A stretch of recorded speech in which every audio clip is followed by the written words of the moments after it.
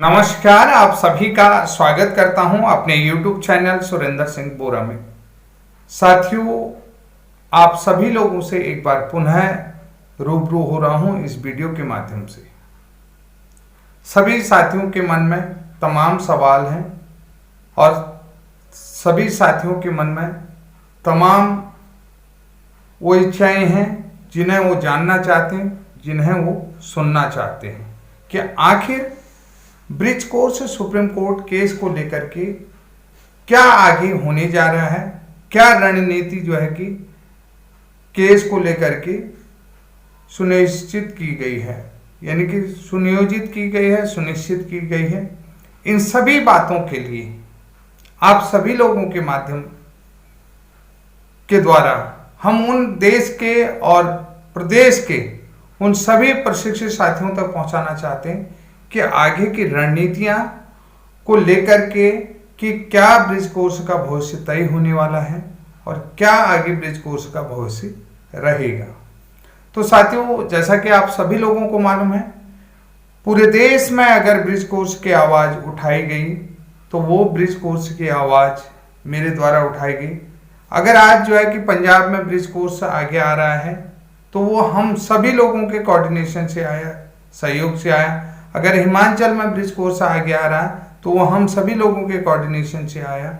अगर मध्य प्रदेश में bridge course आगे आया तो हमारे माध्यम से आया। उत्तर प्रदेश में आ रहा हो, चाहे उत्तराखंड में आ रहा हो, तो ये हम सभी लोगों का एक सामंजस्य रहा, तालमेल रहा, आपसी कम्युनिकेशन रहा है।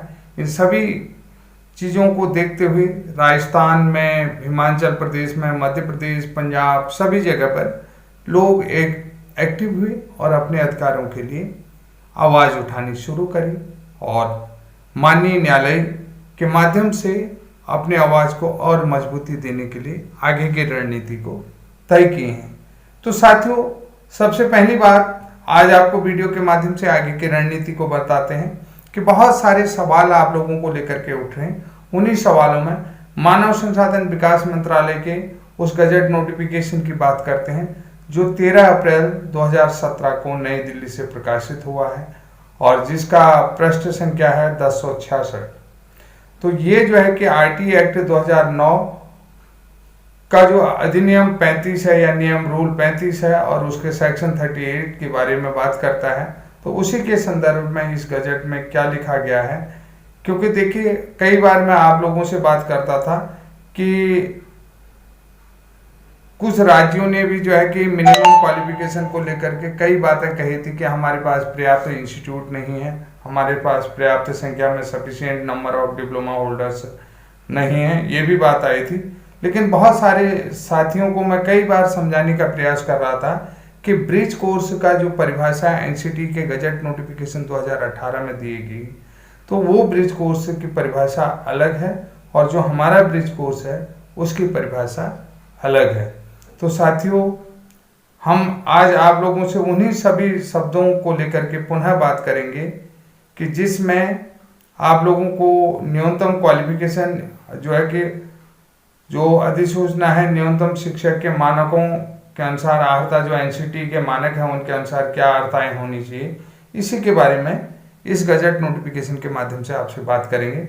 और ये आप लोगों के लिए बहुत शॉर्ट वीडियो बना रहा हूँ, इसमें आप लोग देख सकते हैं कि क्या कहता है। तो इसमें जो है आप लोग देख सकते हैं पॉइंट नंबर 5 में क्या लिखा गया है।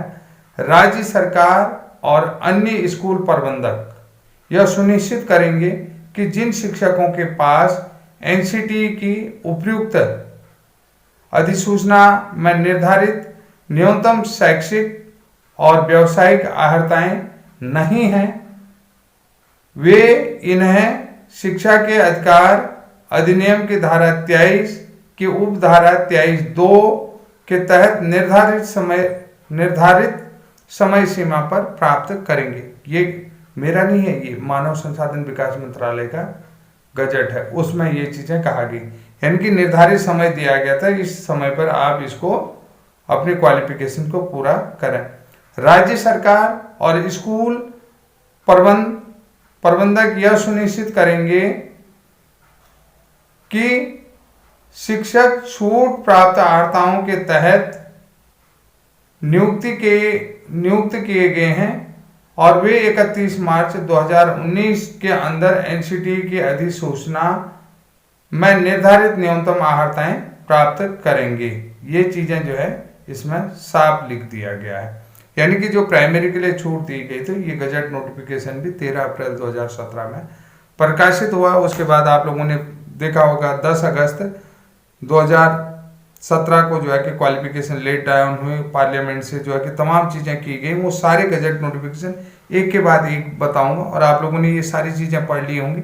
इसका भी गजट हमारे पास उपलब्ध है। यानी कि एक के बाद एक एविडेंस हमारे क्वालिफिकेशन को लेकर के हैं। अगर इसके बाद भी अगर किसी भी प्रकार का अनजस्टिस होता है तो फिर लोगों का भरोसा कहीं न कहीं टूटना स्वाभाविक है। ये सारी चीजें देखिए, हमारी टीमें इतनी मेहनत कर रही, हमारे लोग इतना मेहनत कर रहे हैं, इतने मेहनत के बाद एक गजट ढूंढ करके ला रहे, एक के बाद एक चीज जो है कि क्लियर करके ला रहे हैं और आप सभी लोगों के सामने प्लेटफॉर्म के माध्यम से रख रहे हैं। और ये प्लेटफॉर्म जो है कि यूट्यूब है और इस यूट्यूब के माध्यम से आप सभी लोगों के सामने में रख दिया गया है और आप लोग देख सकते हैं कि वास्तव में कितनी टीम मेहनत कर रही है कि नहीं कर रही। तो साथियों, आज के लिए इतना ही। तब तक के लिए जय हिंद, जय उत्तराखंड, बाय बाय।